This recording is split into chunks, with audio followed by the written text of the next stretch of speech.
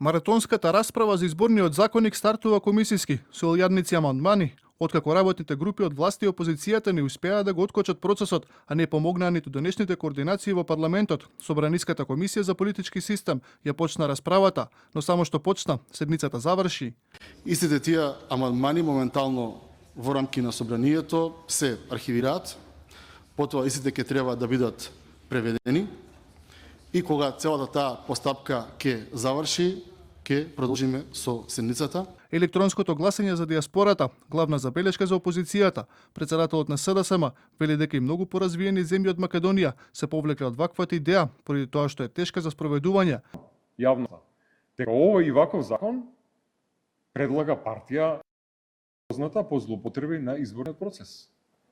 Да потсетам на разговорите кои што беа објавени пред повеќе од 10 години, како заокружуваа со различни знаци, како договара отворање на вреките со гласачки ливчиња. И сега таа партија, која што има историја на злоупотреба на избирачкиот процес, предлага ваков модел. Сиот овој процес во кој што СДС уште од почетокот го бойкотираше, а потоа и сега ќе го филибастерингува, мислиме и ни дава индиции дека е заговор против левица на двете најголеми партии, за да повторно останеме без државно финансирање, затоа што во ваков статус кво случај единствен кој губи е левица, бидејќи остануваат непринципиелните правила на политичка дискриминација.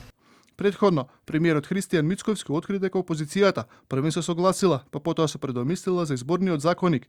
Ги обвини левица и СДСМ дека непринципиелно се однесуваат во текот на целиот процес.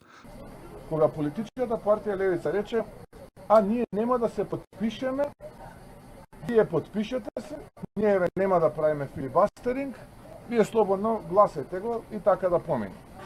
Со тоа каква порака испраќа?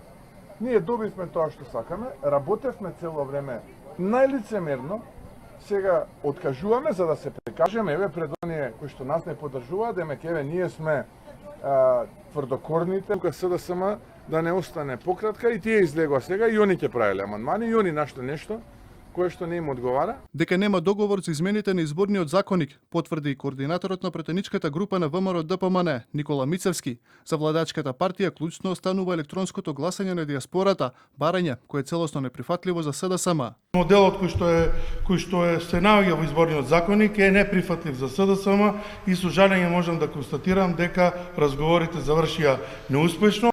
Со предлог измените до кој дојде телевизија 24 се предвидува електронско гласање за диаспората, нова распределба на финансиите наменети за политичките партии, како и нов праг за независните кандидати.